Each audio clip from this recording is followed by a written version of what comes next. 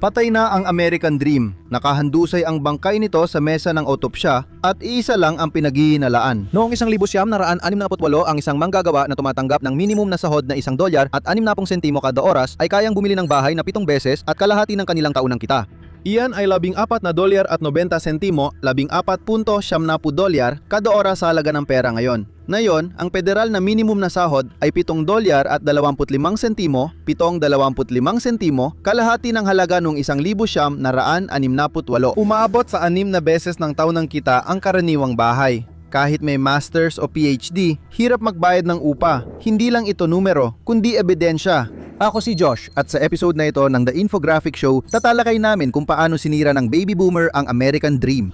Kabanata 1, Sundan ng Pera. Magsimula tayo sa crime scene, ang hindi pa nagagalaw na bersyon. Ito ang control group, patunay na gumana ang sistema bago may nakialam. Noong 1976 ang isang groundskeeper sa UC Berkeley ay kumikita ng minimum wage o $2 kada oras. Nagtrabaho siya ng 12 linggo sa tag-init o 480 oras at kumita ng kabuwang $760. Ang taon ng matrikula ng UC Berkeley noong taon na yon, $637. Natakpan niya ang 150% ng kanyang matrikula sa isang tag-init lang. May natira pa siyang $323 para alam mo na, mga bagay tulad ng libro, upa, pamumuhay. Yan ang American Dream sa pinakapayak nitong anyo. Kahit walang degree, koneksyon o minanang yaman, basta masipag magtrabaho, kayang tustusan ang sariling edukasyon at may sapat pang panggastos para mabuhay ng maayos. Tulad ng tagapaglinis ng bakuran sa 2026. Ang minimum wage sa California ngayon ay $16.90 kada oras. Ang tagapaglinis ng bakuran ay nagtatrabaho ng parehong bilang ng oras. Kumikita siya ng mahigit $8,100 at $100. Ang matrikula sa UC Berkeley, aabutin kanya ng $14,200 at $200 sa isang taon. Ang kinikita niya ay sumasaklaw ng humigit kumulang 57% ng matrikula. Kulang pa siya ng mahigit $6,000 at $100. At yan ay kumikita na ng higit sa doble ng federal minimum wage. Sa federal rate na $7 at 25 sentimo, kailangan niyang magtrabaho ng halos 2,000 oras o 49 na linggo ng full-time na trabaho para lang mapantayan ang matrikula. Naging tamad ba ang tagapag-alaga ng bakuran? Gumanda ba ang universidad? O ginamit lang ang mga numero bilang sandata? Ang mga baby boomer ay kumakatawan sa 20% ng populasyon ng US na yon, pero hawak nila ang $85 trilyong na ari-arian, 51.4% ng lahat ng yaman sa Amerika. 1/5 ng mga tao, higit sa kalahati ng pera. Ang mga millennial, sila ay 21.8% ng populasyon, halos kasing laki ng henerasyon ng mga boomer, pero hawak lang nila ang $18 trilyong, mga 10.3% ng yaman ng bansa. Gawin nating mas malinaw ito. Noong 1989 ang mga sambahayan na edad 70 ay may hawak ng halos 1/5 ng yaman ng bansa. Makatuwiran ito dahil nagtrabaho at nakapag-ipon sila. Sa 2025, 32% ng yaman ay hawak na ng mga sambahayan na mahigit 70 ang edad.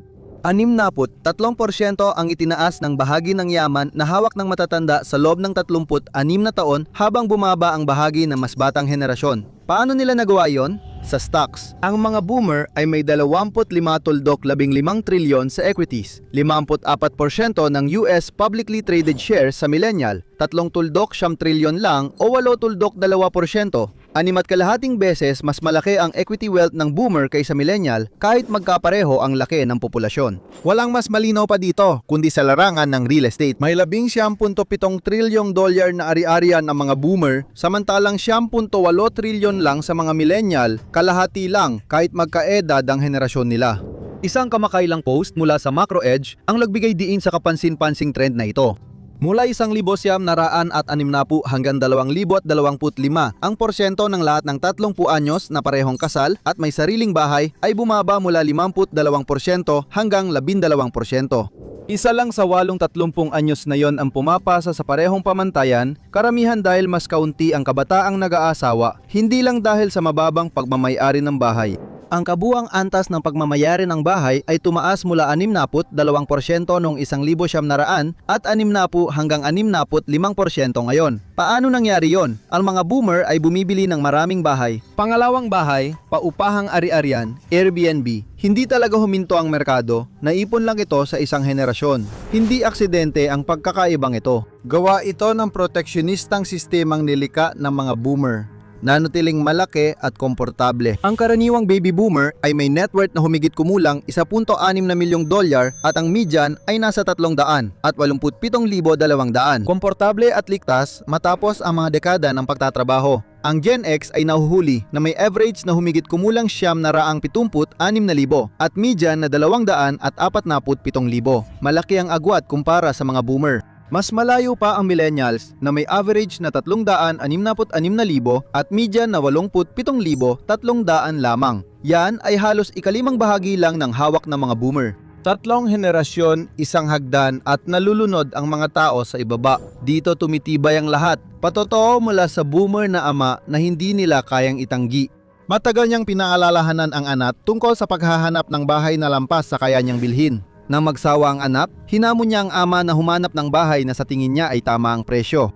Naglaan ng oras ang ama sa paghahanap at bumalik na namumutla. Hindi lang ito mahal, aminado siya. Imposible ito, para kang nasa daya ang laro. Noong 1980 nagbayad ang ama ng 25,000 dolyar para sa unang bahay, nakatumbas ng 73,000 dolyar sa 2025 kapag in-adjust sa inflation. Ang median na presyo ng bahay ngayon ay halos 417,000 dolyar. 4.5 beses na mas mahal na ngayon. Kahit may inflation, nabili niya yun noon sa edad niya pero ang anak niya hindi na kaya. Parehong masipag, parehong bansa, pero magkaiba ang resulta. May nagkwento rin sa Reddit tungkol sa lolo niya na bumili ng 6 na kwarto na bahay nung 1,900 at 70 sa halagang 40,000. Ngayon, nagkakahalaga na ito ng 50,000 dolyar. Kapag in-adjust sa inflation, ang 40,000 dolyar noon ay katumbas ng 333,000 dolyar sa pera ng 2025. Ang bahay ay mas mahal pa ng 617,000 dolyar kaysa sa inaasahan lang ng inflation. Hindi yan galaw ng merkado, yan ay pananamantala. Laging sinasabi ng mga tagapagtanggol ng status quo na mas mayaman ang mga boomer dahil mas matanda na sila at natural lang daw ito sa ekonomiya. Oo, natural na dumarami ang yaman habang tumatanda, pero hindi ito sapat para ipaliwanag kung gaano kabilis ang pagtaas ng kurba. Unti-unting yumaman ang mga naunang henerasyon habang tumatanda, samantalang ang mga boomer ay tumanda kasabay ng pagtaas ng halaga ng ari-arian. Hindi kasaganaan ang hawak ng 1/5 ng populasyon sa kalahati ng yaman. Pag-iimbak ito at ang inimbak ay kinuha nila. Mula sa sahod, pabahay, buwis, pensyon at kinabukasan, hindi lang sila yumaman, siniguro rin nilang walang ibang yumaman. At diyan patungo ang susunod na bakas ng ebidensya. Kabanata 2, pabahay, ang hagdang inalis nila. Kailangang suriin ang mekanismo ng pagpigil sa pabahay para maintindihan bakit niloko ng mga boomer ang sistema. Noong 1,970 ang presyo ng bahay ay 2.4 na beses ng karaniwang kita ng pamilya. Hindi madali, pero kayang abutin. Magtatrabaho ka ng ilang taon, mag-iipon para sa paunang bayad at bibili ng tirahan para sa pamilya. Sa 2025 ang presyo ng bahay ay 5.6 na beses ng karaniwang kita ng pamilya. Iyan ay 133% na pagtaas sa ratio. Pero hindi yan namimili base sa dami ng tao sa lungsod. Sa mga syudad kung saan talaga may trabaho, mas malala pa. Sa San Jose, ang sentro ng Silicon Valley, ang karaniwang presyo ng bahay ay 10.5 beses ng karaniwang kita ng isang pamilya. Sa Los Angeles, 12.5 beses. Sa Miami, 8.7 na beses. Ang bahay sa mga lugar na yan ay hindi talaga kayang abutin ng karaniwang tao. Parang tiket lang sa pamana o pribilehiyo para sa mayayaman. Ngayon, 40 taong gulang na ang karaniwang unang beses bumili ng bahay, samantalang noong 1,989 lang. Pinapaghintay nila ang mga tao ng dagdag na dekadang renta bago makapasok sa merkado. Ngunit naabot din ng krimen ang mahigpit na kontrol sa supply. Matapos ang banta ng 1,968 Fair Housing Act na pagsamahin ang mga puting komunidad, tumugon ang mga suburb noong dekada 70 sa pamamagitan ng mga patakarang naglilimita sa pagpasok ng iba. Biglang 75% ng residential na lupa sa lungsod ng Amerika ay para lang sa single family na bahay. Nagpatupad ang mga munisipalidad na minimum na laki ng lote na 3 to 10 hektarya para hindi makapasok ang walang malaking puhunan. Ang pabahay noong panahong yon ay nagsimulang ituring bilang isang growth stock imbes na isang blue chip, isa na itong investment sa halip na isang silungan. Ang zoning restriction sa San Francisco ay nagpapataas ng presyo ng lupa ng 400,000 dolyar kada bahay 40. 3% ng baby boomer ay nagsasabing hindi nila ibebenta ang kanilang bahay. 56% ay higit 10 taon na sa kasalukuyang bahay. Doble ang dami ng mga bahay na may 3 o higit pang silitulugan na pag-aari ng mga baby boomer na empty nester kumpara sa pag-aari ng mga millennial na may anak. 3 sa 10 malalaking bahay ay tinitirhan ng empty nester, habang 14.2% lang ng millennial na may anak ang may-ari ng mga ito. Nakakasakal ang matematika. 25 lang sa bawat 1,000 bahay ang nagpalit ng may-ari sa unang 8 buwan ng 2024 na siyang pinakamababang turnover rate sa mga dekada. Noong 1,970 hanggang 1,980 nang naghanap ng bahay ang mga boomer, tumaas ng 29% ang unit ng pabahay at sumabog ang konstruksyon para tugunan ang demand. Pagkatapos ng 2008, bumagsak ang konstruksyon ng mga ilangan ng bahay ang mga millennial. Noon, itinayo ng mga baby boomer ang hagdanan para sa sarili nila. Bumoto sila para sa zoning law at siniguradong hindi na ito maitayo muli. Nakaupo sila sa malalaking bahay na ayaw ibenta kahit mahal na. Hinaharangan ang supply at nagtataas ng presyo. Sinisisi pa rin ng ilan ng anak na kulang daw ang pagsisikap. Kabanata 3, ang degree tax. Hindi lang pabahay ang isinara ng mga boomer sa mas batang henerasyon. Pinagbayad pa rin ang mga bata para makasabay. Noong 1,981 ang batang nagbebenta ng manok sa KFC ay kumikita ng $3 kada oras, ayos na at nakakapagkolehiyo pa. Ngayon, ibang-iba na ang sitwasyon. Nagtataka ka ba kung ano ang nagbago? Noong late 1960 at early 1970, sinuportahan ng Social Security Administration ang pag-aaral sa kolehiyo ng mga kabataang namatayan, may kapansanan o retiradong magulang. Katumbas ito ng halos 32,000 ngayon. Dahil maraming magulang ng mga boomer ay veterano ng digmaang pandaigdig ng Amerika, malaki ang naitulong ng programang federal para makapagkolehiyo ang marami sa kanila. Natapos ito noong 1980s, kaya yung mga nakinabang nakapasok. Pagkatapos, isinara na nila ang pinto. Malaki ang naitulong ng federal na subsidya noon kaya mas mura ang kolehiyo. Noong 1963, 1964 ang karaniwang matrikula sa pampublikong 4 na taong kolehiyo kapag inangkop sa inflasyon ay mahigit $4,900 lang. Noong 2022 hanggang 2023, umakyat na ito sa halos $14,700. Iyan ay 177% na pagtaas kahit isinama na ang inflasyon. Tumripel ang halaga ng kolehiyo sa tunay na halaga ng pera. Noong dekada 90, ang gasto sa kolehiyo ay humigit kumulang 18% ng media na kita ng sambahayan. Ngayon, ang matrikula sa pampublikong universidad ay umaabot na sa 35% ng karaniwang kita. Nadoble ang matrikula sa loob ng 20 taon. Ang matrikula sa mga pribadong universidad na yon ay katumbas ng 137% ng media na kita.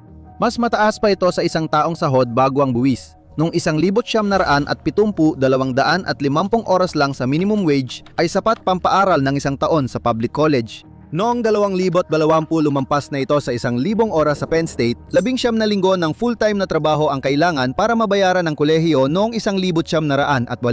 Pagsapit ng 1,175, 29 na linggo na ang kailangan trabahuhin ng estudyante para mabayaran ang matrikula. Noong 2014 sumirit ito sa 57 linggo 3 beses na mas mahaba para sa parehong degree sa parehong institusyon. Nag-aral ang mga boomer nung binabayaran ng mga nagbabayad ng buwis ang karamihan sa gastos. Pagkatapos, binawasan nilang pondo at ipinasa ang gastos sa mga estudyante at magulang. Lalong lumala ang sitwasyon. Ang utang sa Federal Student Loan ay higit pang dumoble mula noong 2007. Ang Gen X ang may pinakamalaking balanse kada ng utang na umaabot sa umigit kumulang 44,300. Hindi rin naman nalalayo ang mga millennial na may average na halos 40,400. Kahit ang mga baby boomer, ang henerasyon na karamihan ay nag-aral sa kolehiyo bago pa naging malawakang issue ang utang sa estudyante, ay may average na $41,900 sa mga taong may natitirang utang pa rin. Pero narito ang hindi pagkakapantay-pantay na mahalaga. Noong 2021, 6.6% lang ng mga boomer ang may utang sa estudyante kumpara sa halos 25.5% ng mga millennial. Utang sa estudyante ng Gen X ay humigit kumulang $600 bilyong. Ang mga boomer na tumanggap ng subsidized na edukasyon ang nagbawas din ng mga subsidy. Ginawa nilang mandatory ang degree para magkaroon ng maayos na kabuhayan. Ginawa nilang mas mahal ang degree kaysa sa kinikita mo. Pagkatapos, sila pa ang naging nagpapautang. Pero sigurado namang pinundohan nila ang gobyerno na sana'y makakatulong, di ba? Tama ba? Kabanata 4, ang pagnanakaw sa buwis. Taong 1,980, isang bagong upo si Pangulong Ronald Reagan sa Oval Office, bitbit ang isang plano.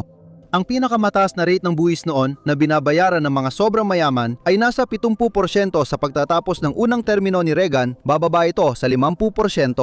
Midterm ng ikalawang termino niya, 28% na lang. Hinati nila ito sa kalahati at pagkatapos hinati ulit sa kalahati. Tinawag ito ang trickle-down economics. Pero ang totoo, wala namang bumaba kundi ang bayarin. Tumriple ang pambansang utang sa ilalim ni Reagan mula $1,977 B naging 2.85 T. Parang ginamit mo 3 credit card at ipinasa sa anak mo ang bayarin. 6% ng GDP ang federal deficit habang 9% ng kita ng gobyerno ang nawala sa unang mga taon. Ang mga bawas buwis ni Reagan ay nagdagdag ng $10 trilyong sa pambansang deficit mula nang ipatupad noong 1,981 pero may iba pa. Pag-upo ni Pangulong George W. Bush noong 2001 nagkakahalaga ng $1.7 trilyon sa 10 taon ang kanyang bawas buwis. Ang top 1% tulad ng hedge fund manager at mga CEO ay tumanggap ng average na $57,000 na taon ng bawas buwis kahit wala silang ginagawa. Noong 2018, nagdagdag ng $500 bilyon kada taon sa deficit ang mga bawas buwis ni Bush. Kung wala ang mga ito at ang mga digmaan sa Iraq at Afghanistan, sana mas mababa sa 50% ang utang kumpara sa GDP, pero umabot ito sa 70%.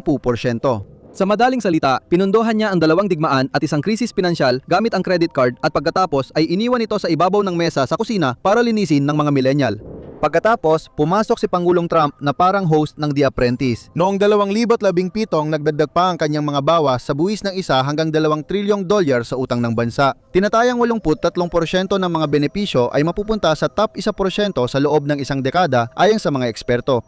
Ang corporate tax rates ay binawasan mula 35% hanggang 21% ng permanente. Samantala, nanatiling halos pareho lang ang inyong payroll taxes. Hindi lang bawas buwis ang dahilan ng utang ng Amerika, pero ayon sa budget projection, malaki ang ambag nito sa $10 trilyong, mga 1/4 hanggang 1/4 ng utang ngayon kumpara sa GDP. Sa madaling salita, maraming sanhi ang krisis sa utang, ngunit ang mabilis na paglala nito ay higit na dulot ng mga pulisiyang ito. Mula 1,980 ang pambansang utang bilang bahagi ng GDP ay lumaki ng 4 na beses. At sa 2024, ang pagbabayad lang ng interes sa utang na yan, $881 bilyong ay mas malaki pa kaysa sa buong budget para sa depensa. Mas malaki pa ang ginagastos natin sa interes kaysa sa mismong militar. Mas malaki pa ang interes sa credit card mo kaysa buwan ng upa. Mula pala 180 karamihan ng paglago sa gastusing pambansa ay napunta sa programang benepisyo ng mga nakatatanda. Dito nakaugat ang panlilinlang sa mga henerasyon. Karaniwan, $6 ang ginagastos ng pamahalaang federal sa bawat nakatatanda kada $1 sa bata. Mga 17% ng populasyon ng Amerikano na lampas 65 taong gulang. Ngayon, Social Security at Medicare ang pinakamalaking bahagi ng federal na budget. Binaba ng mayayaman ang buwis nila mula 70% hanggang 28%. Nangutang sila ng $20 trilyong kapalit ng kinabukasan ng mga millennial at tinawag itong kasaganaan. Pagkatapos, binigay nila ang bayarin na may $881 bilyon hanggang $1 trilyong na interes kada taon. Pero wag mag-alala, panatag naman sila sa pagre-retiro, di ba? Dahil tiyak, hindi ka rin nila niloko doon. Kabanata 5, ang paakit at palit sa pagre-retiro. Ganito noon gumagana ang mga pensyon. Papasok ka sa trabaho, gagampanan ng tungkulin mo, at pag nagretiro, padadalhan ka ng employer ng buwanang check habang buhay. Ito ang defined benefit pension. Ang kumpanya ang sumalo ng panganib ng tinanggap ka. Sila ang humawak ng investment, kaya garantisado ang kita mo habang buhay. Iyan ang naranasan ng mga boomer. Noong kalagitnaan ng dekada 90, may tila mahiwagang nangyari. Nadiskubre ng mga kumpanya na kaya nilang ipasa ang lahat ng panganib sa'yo. Dito pumasok ang 401k. Ikaw ang nagpopondo, namamahala, sumasalo ng pagkalugi pagbagsak ang merkado at walang kasiguraduhan na may matitira pag nagretiro ka. Ang mga ipinanganak noong panahon ng depresyon o ang henerasyon bago ang mga boomer ay may karaniwang 6,000 na kita mula sa pensyon. Ang Gen X naman ay magkakaroon ng karaniwang 2,100 lang noon.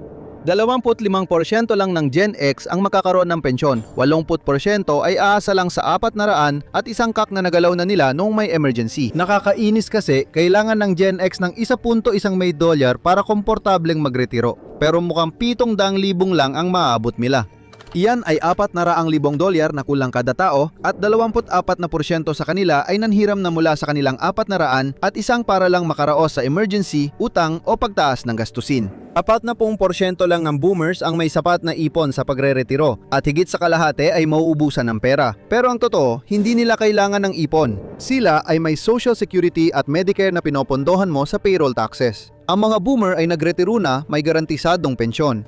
Pagkatapos, winasak nila ang sistemang pensyon at sinabihan kang mag-invest sa 400 at isang ka. Tapos, bumagsak ang merkado noong 2000 at 2008. Yung mga may garantisadong kita, tinanggal ito para sa iba. Pero ngayon, sila pa rin ang may karapatan sa mga benepisyo.